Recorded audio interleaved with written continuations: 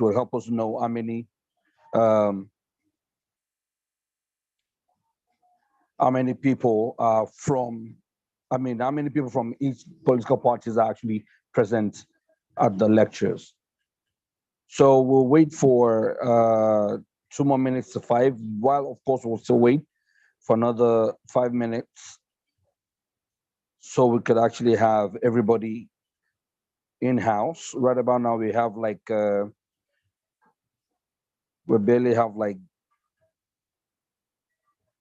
15 people, apart from the associates and the electoral college admin. So we'll give ourselves another time, like maybe another from 5 o'clock for another 5 minutes.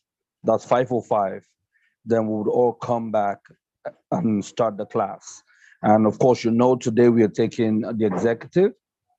So get yourself prepared. Remember, write your attendance, your name, where you're calling in from, and the class or the group that the electoral college has, you know, accredited you to. Thank you.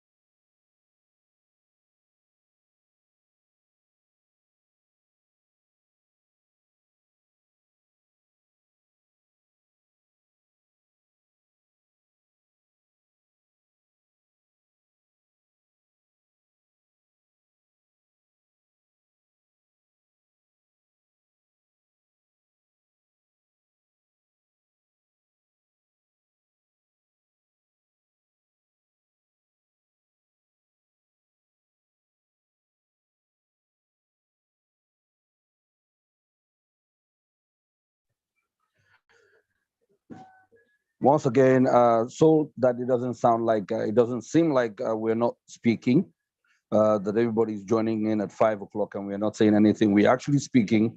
I already said that we are supposed to, as we are joining in, we should just write our attendance in the comment section with our name, wherever it is we're calling in from, and of course, the group or the party that the Electoral College has accredited us to be. So please, as you're joining in, write your name, where you're calling in from, and of course, the group you're in.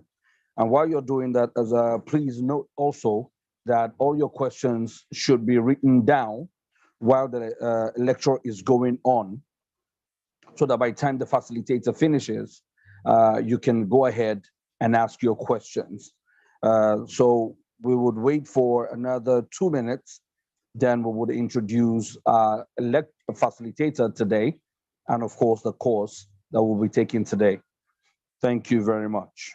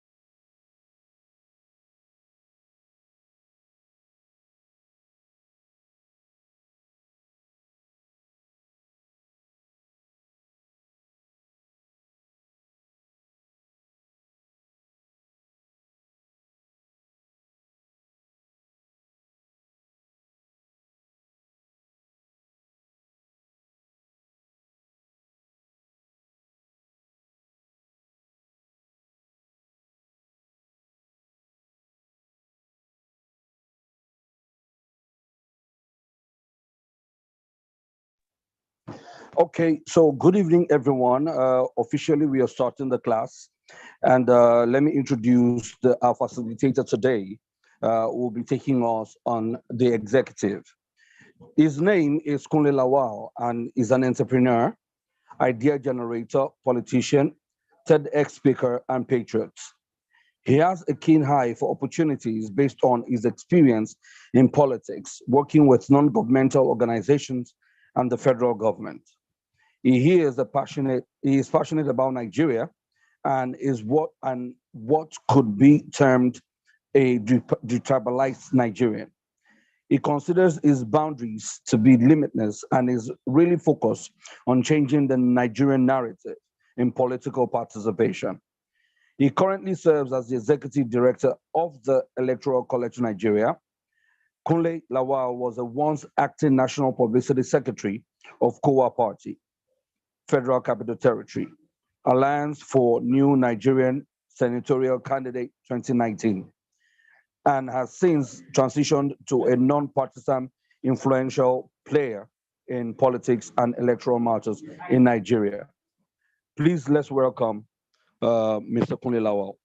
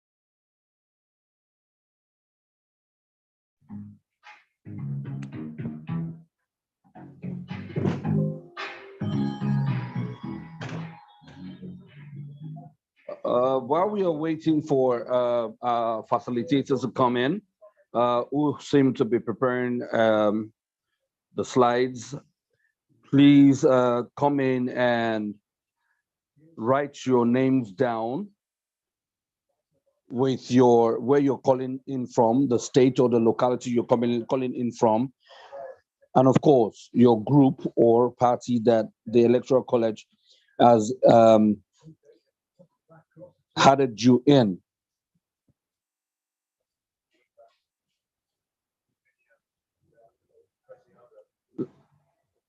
Okay, so let's welcome the Executive Director of Electoral College, Mr. Kunle Lawal. Good day. Can everyone hear me now? Good day, everyone. We can hear you, sir. We can hear you. Thank you very much. So I was welcoming you guys back to the executive, noting the difference between the first class which I took, which was introduction to politeracy and governance. Today, you've done the legislative. I must state this clearly. The college, and I think this is because the head of politeracy has not interfaced with you guys, but I think it's clear we make this clear. The college is ready to graduate 5 people doing the right thing, then graduate 100 doing what we weren't set up to do. The parties are important. People need to join it. It's part of the whole program. That's the practicality of ensuring how politics flows and everything else within the college. So I advise everyone to join the college, join the parties, that's the WhatsApp groups. And now your assignments will be rated along with your WhatsApp groups, which means that if you're not part of a party, you probably will not be rated. But that said, let's move over to the executive. So this like one of the most loved arms of government is all we seem to talk about a lot in Nigeria. So the executive, of course, is the principal arm of governance. And maybe because it's charged with of course, its definition, which involves the primary and executing governance on behalf of other arms of governance. Now, most of the time, we kind of think that the executive is all that matters. Yes, the executive is an important arm of government, but we also must realize that for it to be as important as it is, other parts of governance must function fully well, and the powers must be fully separated. Now, the executive, we'll go on to types of executive and what kinds of executive, but the most friendly kind of executive, which Nigerians would like to call up very easily and mention very easily, would of course be the president, which we're of course very, very used to mentioning in all our conversations. But let's move over to the functions, which will of course show what makes one an executive and what separates. You've done the legislative, so of course I'm sure you can separate legislative functions and executive functions. So the key first thing about the executive is the enforcement of laws. Now, laws we all know are created by the legislative, interpreted by the judiciary. Okay, you do that tomorrow. I think tomorrow, before Wednesday, Sunday, you that engage the judiciary so you understand how they interpret laws. Now, enforcement of laws is vested in the powers of the executive. Now, the executive, of course, the laws are being created by, of course, the legislative, translated to the executive for execution. So I'll give an example, the Freedom of Information Bill, come up by the National Assembly, passed to the executive, executed by the executive by providing information on all government parastatals or anything you want to know about government agencies or government functions. Next will be like the Electoral Act, which of course was come up by the legislative, assented to by the president, and effected to by INEC, which of course is an arm of the presidential agencies and ministries. Another thing that the executive is vested in also is appointment making. And I'm sure everybody's key about this. I'm sure when a local government chairman is appointed at local level or a state governor is appointed at state level, people start to jostle for the so-called juicy positions, SAs, commissioners at federal level, ministers at local government level, secretaries and functionaries within the system to ensure the system works right. I would say appointment making is kind of what makes the executive seem like the most powerful arm, because this is the part where it can just pick any citizen based on recognition or based within the powers, and they are vested with those powers to appoint them to function in separate parameters within governance. The next function of the executive is also vested with defense of the state. Now, defense of the state at federal level will mean defense of the country. At state level will mean defense of the state. At local government level will mean defense of local government. I'll tell you something very interesting. Most of the time, people who seem politically savvy end up discussing things like state police, and it's highly funny in a country of more than 200 million Nigerians. You should be talking community policing, which is local government police. And that is because the local government is even vested with protection of security of its citizens within its local government. But when you get to local government, you get to understand that. I'll just explain defense of the state at different levels at the local, state, and federal level, which are concurrent with the executive. Now, the executive is also charged with foreign policy making. Our foreign policy and foreign direction of the state of the country, that's Nigeria as a country, are being directed by the executive. Of course, there's Ministry of Foreign Affairs, there's Minister of Foreign Affairs. The chairman of diaspora does not make any foreign policy, she follows foreign policy directives because it's a subsidiary of the Ministry of Foreign Affairs. No offense to Honorable Abike Dabiri. But the foreign ministry is charged with the responsibility, which is an arm under the presidency, is charged with the responsibility of directing Nigeria's foreign affairs.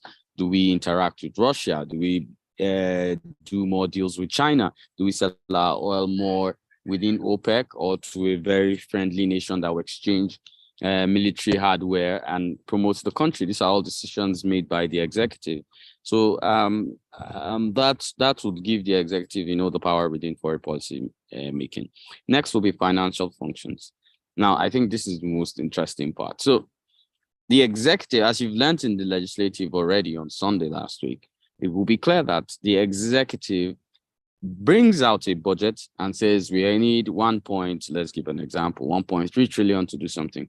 But it has to be submitted to the National Assembly, which will now go over it and vet that particular amount and release the budget and pass it back for release. So this happens at federal level. This happens the same at state level. Now, this is supposed to happen at local government level if our councillors knew what they're doing. But averagely, we're yet to ascertain that particular position. So financial functions make them juicy. So the ministries, departments, and agencies who are under the executive also get to give out juicy, what we call contracts in Nigeria, which of course seems to ignite the whole belleful nature or the wish we want to have while in governance. We're normally drunk in what contract is coming from here, what is OPEC up to, what is this one up to, what's that one up to. And those are the kind of situations we have in the country as regards the executive, and it's led to what we'll call a buffet of corruption by the Nigerian executive at every level, be it local, state, and federal, and the bullying of other arms of government. But those are other compositions. And the grants of titled honors also is vested in the executive, be it a state governor that wants to make a Fela Day or appoint a day or grant Fela a state recognition. Also, national recognitions are vetted by the presidency. Remember, there was one not so long ago, and this went well. So the grants of titled honors, like we had those few honors, the CON, Commander of the Order of Niger, Member of the Order of Niger, etc., were dealt with by the federal government. I would like to go on forward with the next slide, which is governance. Now, most of the time we kind of make a mistake with governance and politics, and I think we need to understand that governance is the way and manner power is exercised in management of human, material, and economic resources. And these are things we need to get over with and understand.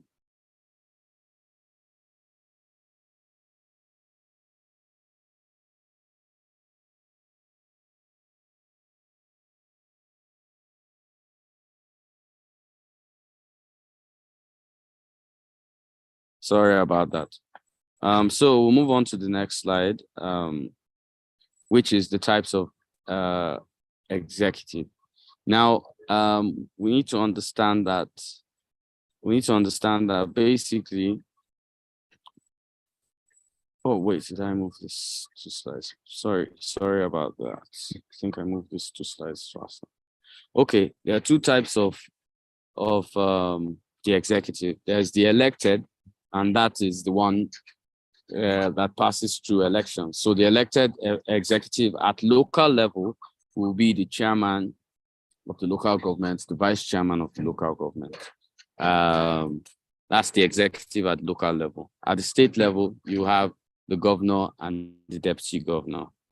At the federal level, you have the president and the vice president. Then you have appointed executive. And now the appointed executive is at local level, secretaries of, health, secretary of education, PAs to the local government chairman, etc., etc. And these are all funny kind posts which are, somehow unnecessary, let's be honest. Hence the reason I said funny kind. But they will also at the state level have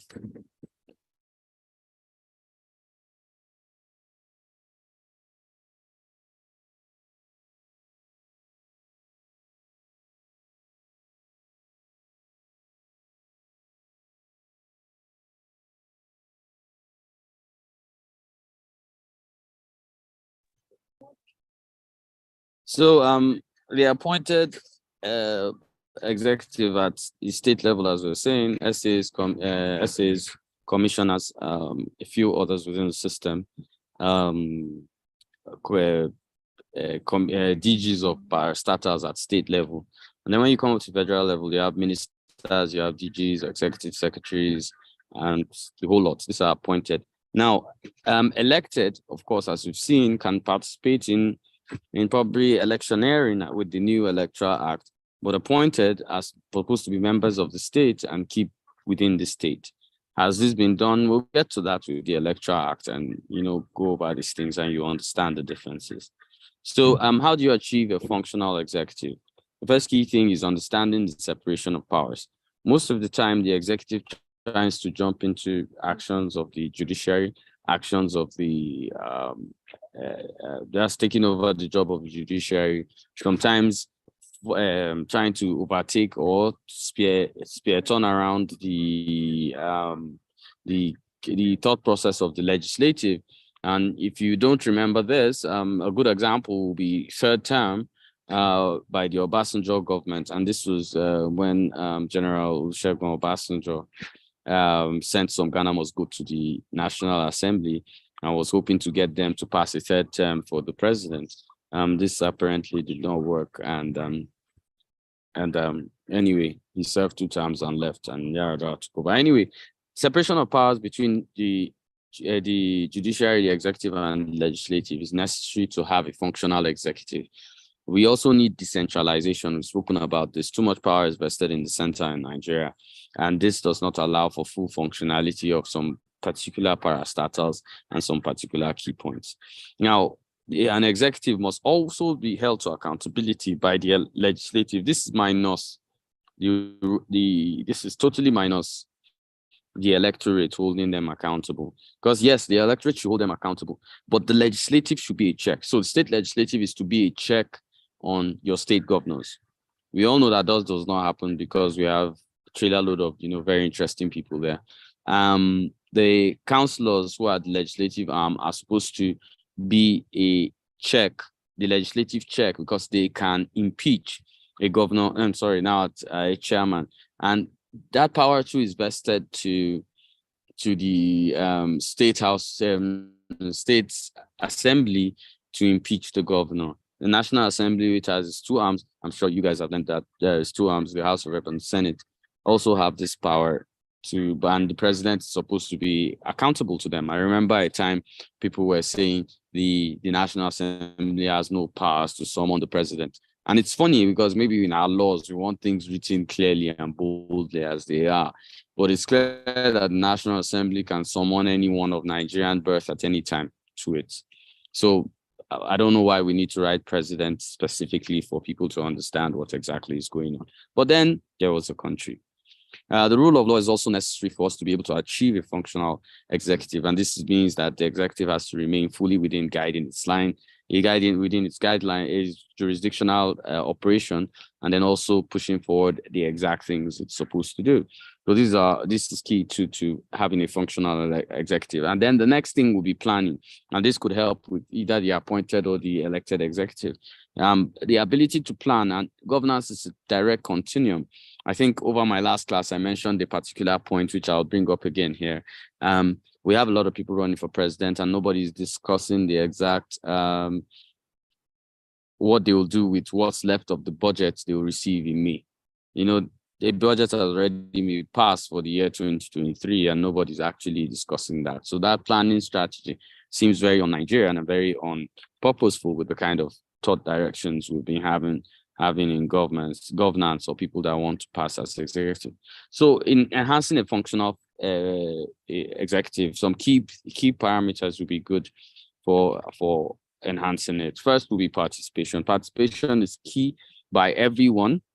We need to all participate at different levels, support the various CSOs that are calling for accountability within the system, and then also be part of the party system, holding forth and making questions, also becoming the kind of delegates that can help dictate how these executives emerge, participating at local government level. And I think I said this in my last class, but I'm not sure.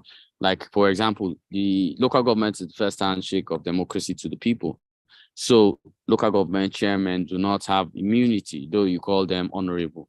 So it means you can hold them to account at any point in time. You can hold them generally on most things that are going on, and you can stop them from actually making some actions. But we've not done that. Nigeria still has quite a poor, about 7.9% participation in local government elections across Nigeria, which is highly poor. Anyway, that's a discussion we'll take up later somewhere in front. So accountability also in budget and planning.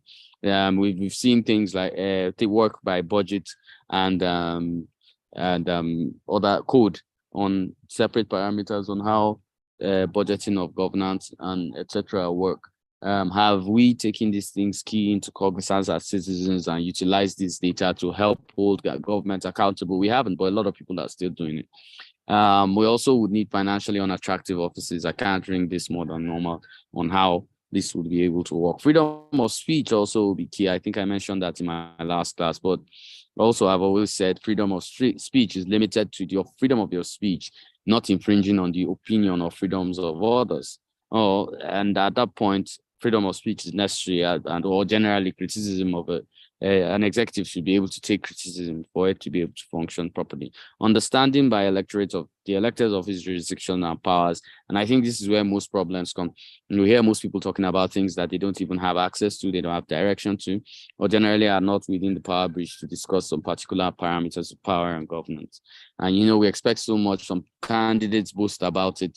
Some people in office begin to think they have the ability to do a few things which they cannot do, but in the end, you find them assuming that these are legally true.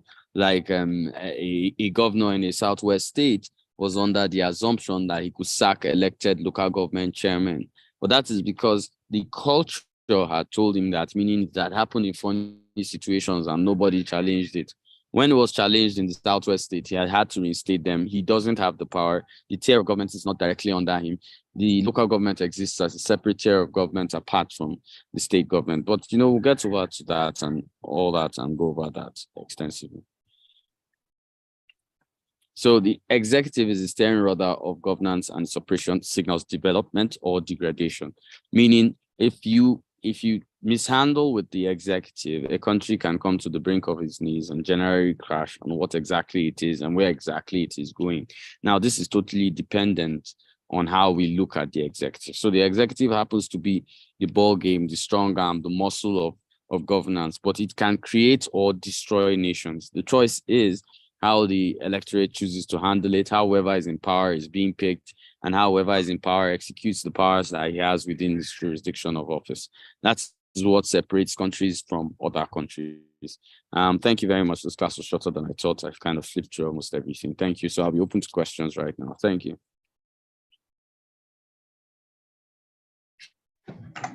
Okay. Thank you very much for the class.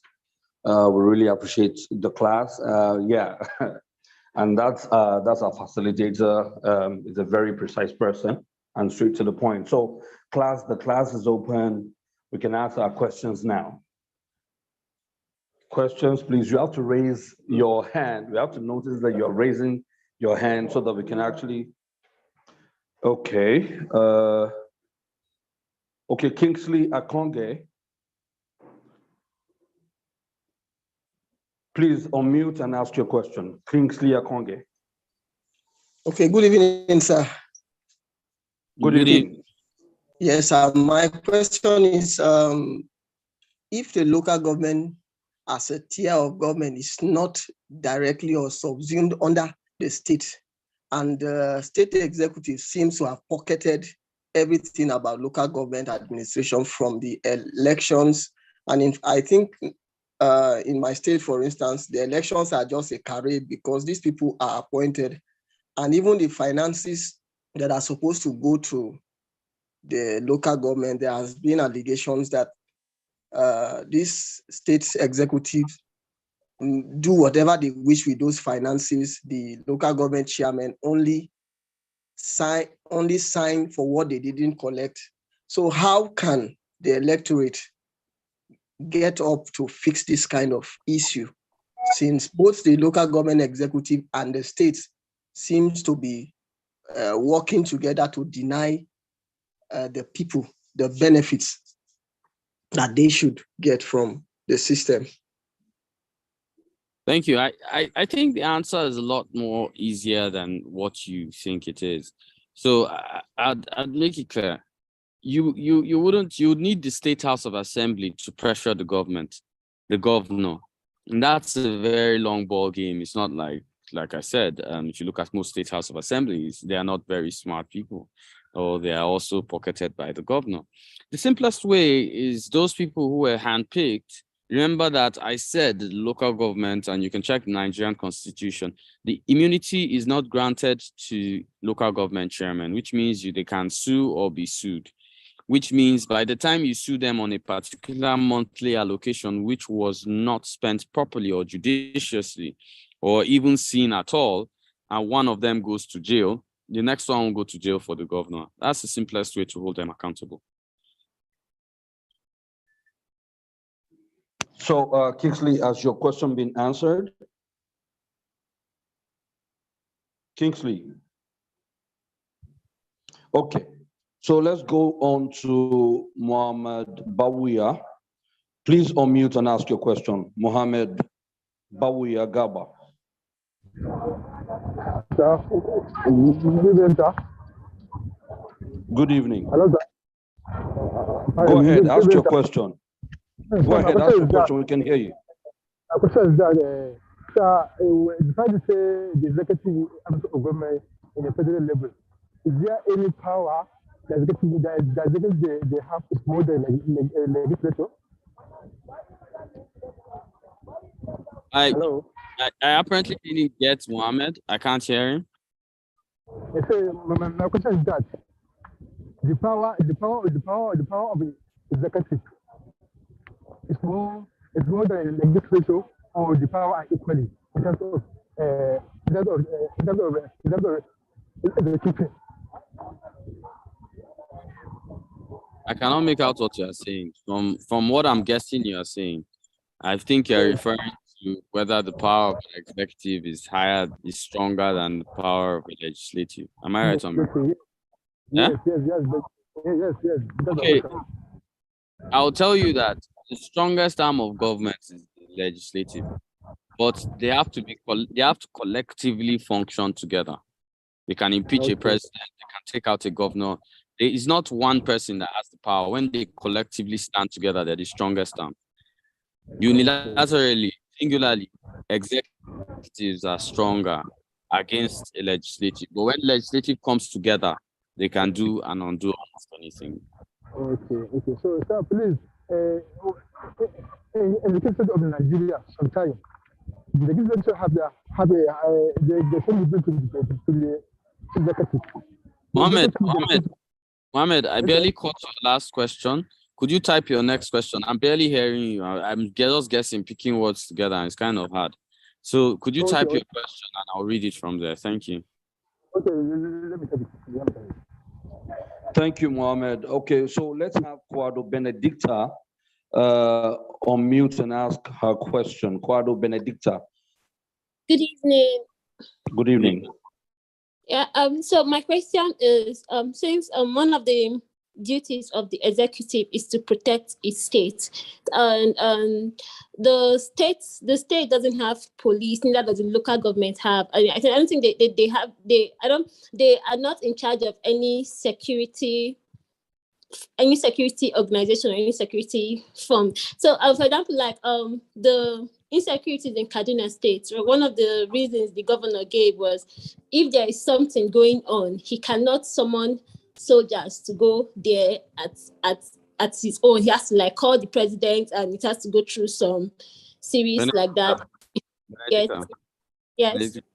You know, I said when you guys come to this class, forget everything you know, right? You remember I said that? That's true. You said that. So I'm going to give you a very good example. I'm even in your state right now. I'm at home in Zaire. So I was born and raised there. First and foremost, I'm going to use your exact governor. When he normally wants to arrest people that write stuff in the newspaper, does he arrest them? Yes, he do. Call the president. Yeah, he doesn't.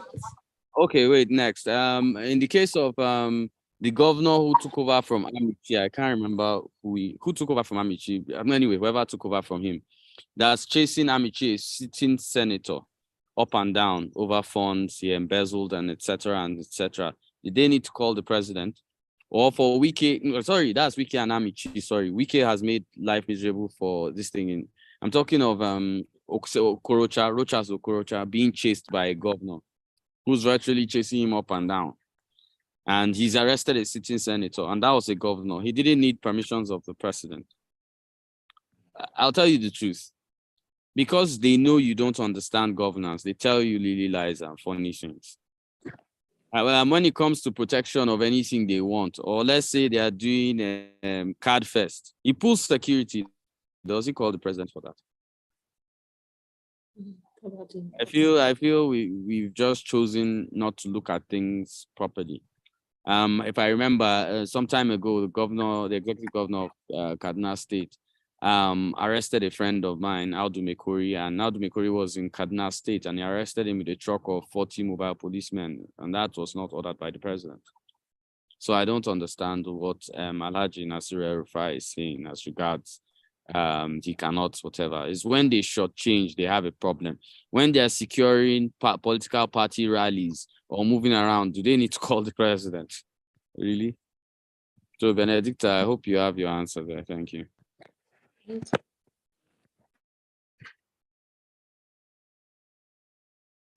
Okay, so let's have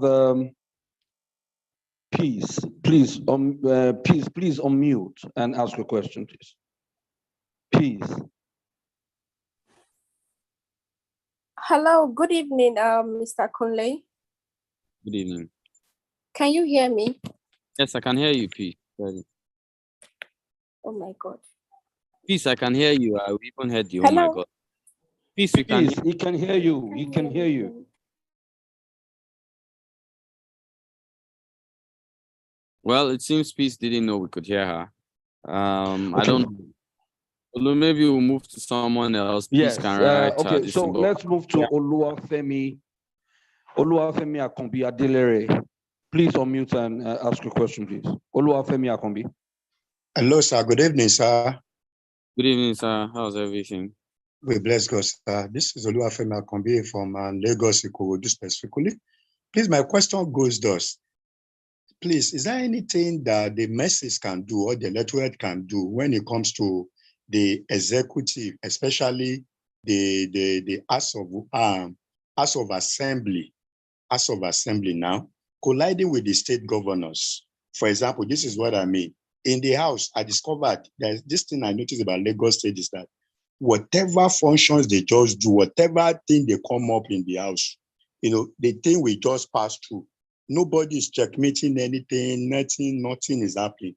So if they sit down in the midnight, do their discussion, come to the House of Assembly in the afternoon, they will just enact a law. You see different laws that is not favorable anywhere. So what do you think that the electorate can do when it comes to that? Is it only during the election that they can put them out or what? Thank you, sir. I don't know whether, thank you very much. I don't know whether in your class, in the legislative class, you were taught about recalling people in the legislative.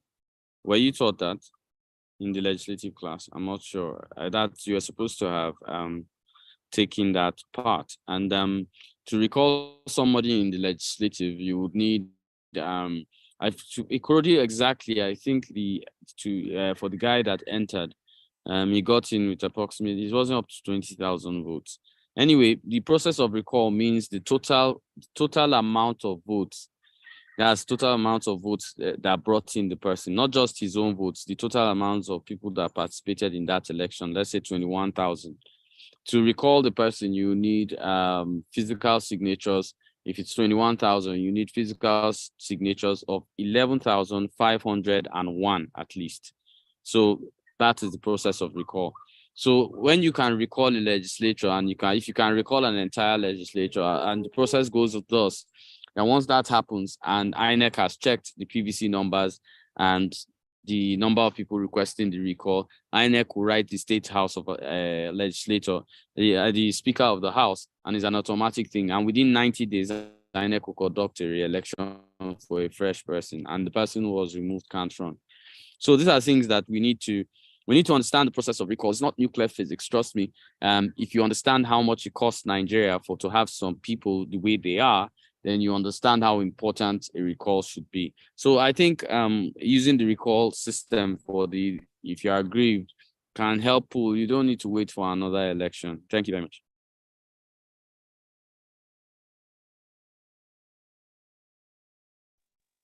Okay, let's have, okay, Peace is back again. Peace, please unmute and try to ask your question this time. Peace, unmute, please.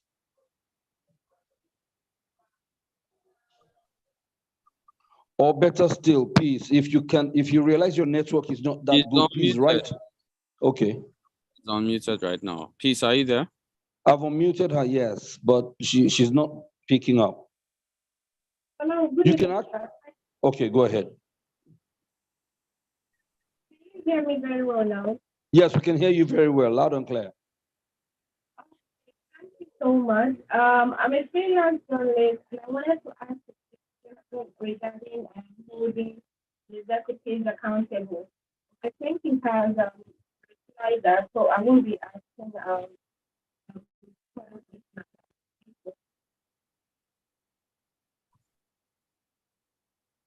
I think Peace should go ahead and type her question because she's totally faded off. I don't know whether it's me, but I can't hear her. Tolu, are you there? I don't think the net. I think the network isn't too good at our hand. However, there are questions. There's a question I saw on the chats. There's a question that was asking if we can recall elected people. How can we recall? Okay, so if we can recall people, how can we recall or remove the appointed? Well, the appointed serve at the discretion of the executive. The only way to replace them would involve you taking out the appointed. The appointed are kind of more complex. You can write, but it's still at the discretion of the executive to pull them out. Or you can write to the National Assembly, putting a citing, whatever. But in the end, it still will be in total a choice of the what they call it, a choice of the appointed to choose whether to resign or not, to sack them or keep them. Okay. Okay. Moving on to Ziriok. Ziriok, please unmute yourself and ask your question. Ziriok. Hello, good evening. Good evening, Ziriok. Yes, I'm Ziriok. I'm calling from Kafanchan, Kaduna State. Yeah, so I don't know, maybe I joined late, but I want you to expatiate more on executive bills.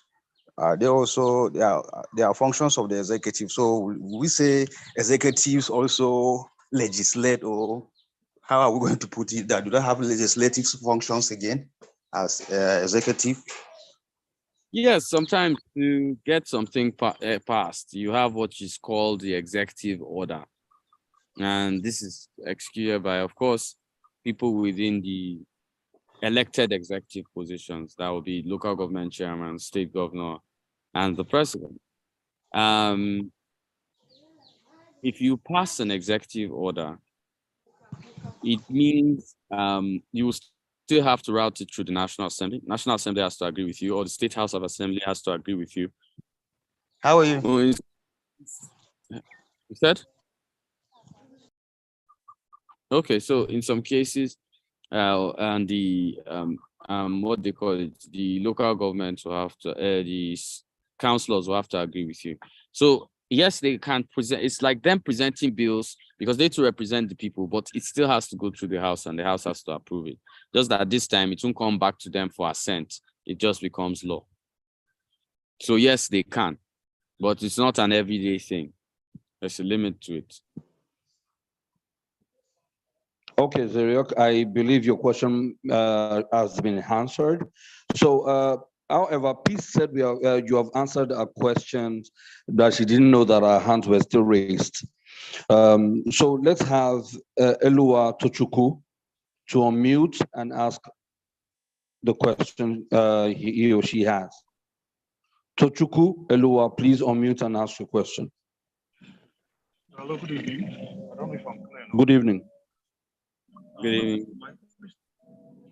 My question is actually on the executive and the 10th tier of government, which is the local government itself. Like I look at the local government as presently constituted in Nigeria, I think the local government, it seems to me that the local government is more like an side their own string of the state government.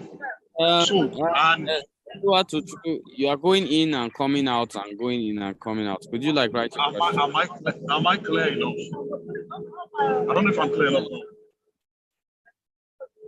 So your audio is fluctuating. It's going up and down. So sometimes we hear you, sometimes we don't. Maybe you have to move on to someone. Okay, type your question. Just type it in the chat box, and then we'll pick it from there. Thank you. So okay, I guess that's about all the questions we have for people raising their hands. Indidi Amaka has Indidi Amaka, I don't know whether it's a girl or boy, has a hand up. Last one. Ezume Indiamaka or something. Okay, I'm not actually seeing it from my end. Not seeing it, but I've read his or her comment, which is saying that okay, my hands have been up for a longer time. Okay, and put it back up now. Right. Okay, Njide, if you can hear us, please put your hands. Okay, now that's fine. So you can unmute now, Njide. Ndidi Amaka, unmute and ask your question. Good evening. Yeah, so it's actually Ndidi, and I'm female. Okay, thank you, Ndidi. Please go ahead. So, yeah, good evening. I said my name is Ndidi and I'm female. So my question is, yes. So my question is actually this. I happen to be a teacher, and I know you had a Zoom session some time ago that I was opportune to be, a part of, where I mentioned that I'm a government teacher in a school, and I would like if there was a way I could engage my students when it comes to polliteracy and all.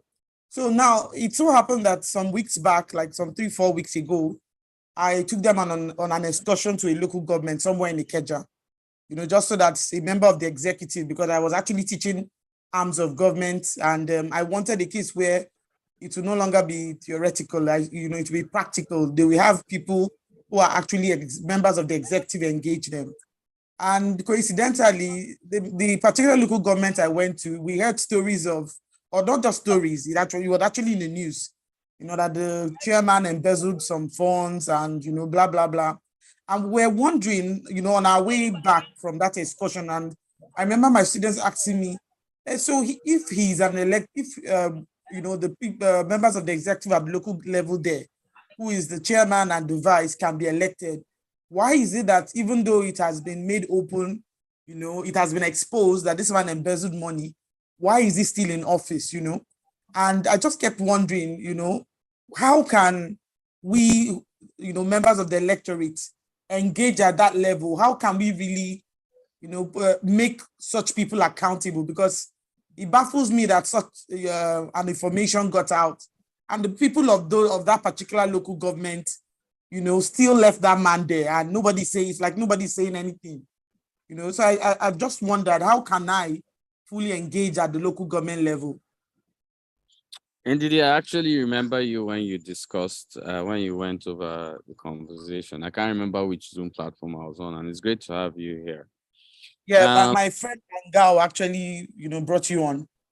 Yeah, so I think what we need to understand is, first and foremost, the only person that can remove a local government chairman are the councillors. And it's far easier to recall a councillor than anybody else. You probably will just need like 400 people or 300. But the councillor is the only one that can take out, because they have their own assembly, which is guided by the speaker of speakers, as they call themselves. And that is the way you can effectively remove it. So there are checks and balances for all these systems. Now, the thing is that people do not know who to approach. They will normally be thinking the governor has the power, which he doesn't have the power to. The power lies in the councillors. I don't know when last anybody saw a councillor that even understood what he was doing. So key to that particular situation you're talking about, to be left for the councillors to impeach him or this thing. Or the second part, which is most interesting. Remember earlier I told you that local government chairmen do not have immunity, and you can cross-check this. all you needed to do is find out the facts of the case. Since it was a popular case, then everybody could join and sue him. He will go to jail. He has no immunity. He will go from office to jail straight. Indeed, do you understand? So you can sue him. He's not above being sued. Do you understand? Everybody collectively in the local government can come together and sue him. I'm seeing something here by Mubarak, and I really have to answer it. How can local government autonomy be realistic? It's already realistic. Has it been actualized because of people? No, it has not. But Indeed, I hope I've been able to answer your question. Yes, you have. Thank you so much. Thank you very much. Okay, so I guess we're going to have to go into the chat box to see some of the questions in there. Aside of the one you just answered, there are other ones that says, please, sir, can you explain financial functions of the executive more?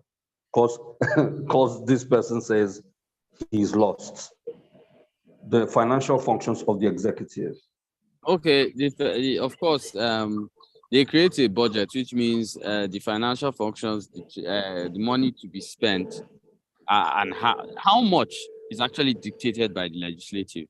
But when passed back, when the budget is done, whatever is going to be spent on health, education, or whatever is disbursed by the executive. More of disbursed than actually functionality, because if the legislative says no, we're not going to spend some amount on this, nothing is going to be spent in that way. So it's always up to the what they call it. It's always up to the legislative to dictate the financial functions of the executive, clearly. But that is always negotiable. You can read more about it. It's not complex. It's just like approved contracts, this one, that one. But the legislative has to dictate how much is going to defense, how much is going to education, how much is going to health. That's why the legislative is crowned executive with executive oversight.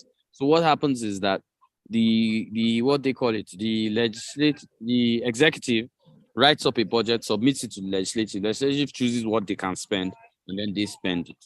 And those are what the basic things would be. Thank you. Okay.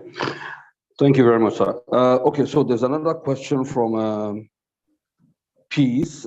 He said, please, can you talk about impeachment a little? Do you think it can happen here in Nigeria? When and how can an executive be impeached? What are the steps, and does the people have a role to play in it? The people can agitate so that their legislative representatives impeach someone. Peter Obi was impeached. Who else was impeached?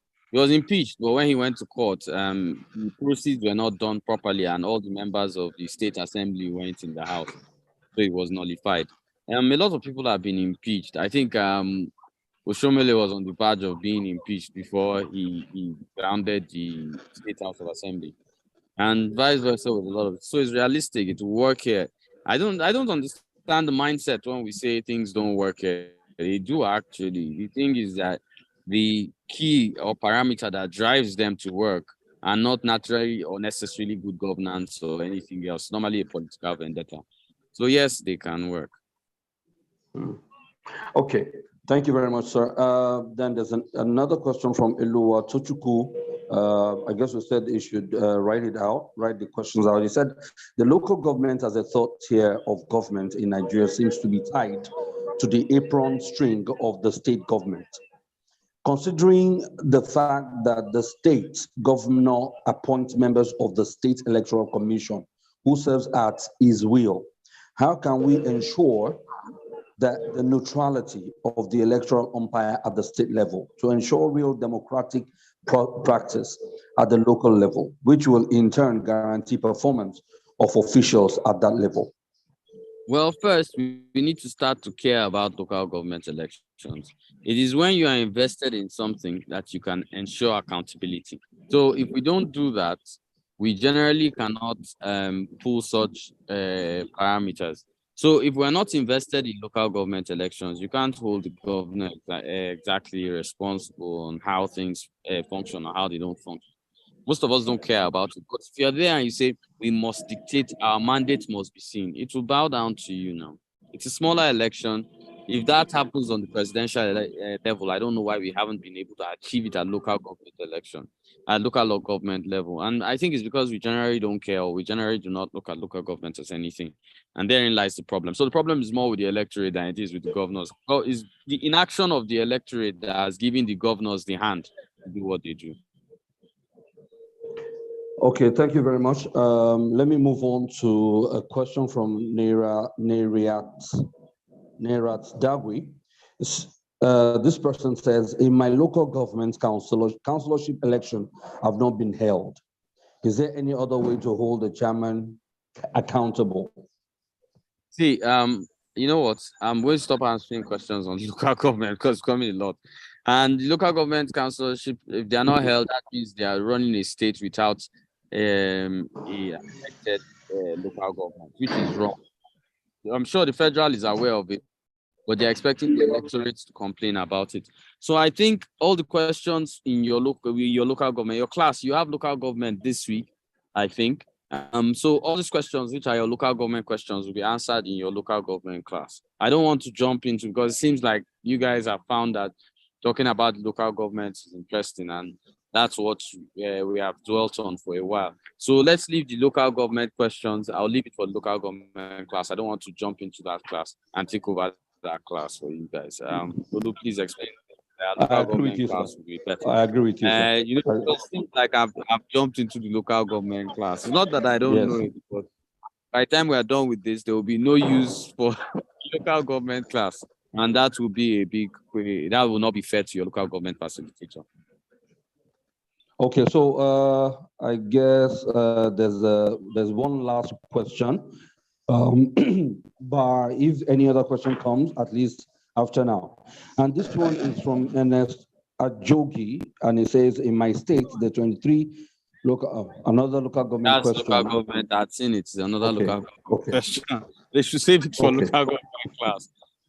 Okay, I guess that's about all the questions we have, both in the chat and hands raised. Or are there any other questions before we? Sir, I think you might want to go ahead with your. Okay, so I'd like to thank you all for attending today's class. Your assignments we expect to be completed before Sunday. I look forward to the debates that are coming on the elections across the political parties. We're trying to practicalize elections so that you guys will have a feel of what actually being in the field is. We don't believe teaching you theoretically alone is enough, and we want to put you in real life situations. Your debates will be done live, cameras, everything, your chairman, everything will be fully done and fully cleared out. I look forward to all this, and we look forward to a great class ahead. Thank you very much, Tolu. Thank you, people from class, people from the class admin who made this class possible. Yes, there are always a lot of things to learn. I just don't want to let every cat out of the bag in my class. There will be no, you want to take your whole classes today? No, thank you. So you guys should take it easy, step by step. You get to understand why some things function the way they function. So thank you, 10th cohort. We look forward to seeing you again. Tolu, I pass the class back to you. Thank you. Thank you so much, ED. As usual, we're always having a very exciting time when ED comes, and also some of the facilitators that actually come on the class. Here, we usually have very, very interesting classes. So basically, now that we have come to the end of class, I think I might just want to throw in a bit of information. Like we said, please, this school, I keep calling it institute because it's a place of learning. You can actually learn everything that you want to know about politics, especially in Nigeria and an international scene. So please, all we need is just your time, your attention. Please do everything that is required of you, whatever it is that we've asked you to do. Join a political platform, even through the electoral college politeracy classes. Join, be proactive, become active. You don't know where this might actually bring you to. So as we are going to be running off, I would want to call on the admin if she has one or two few things to say.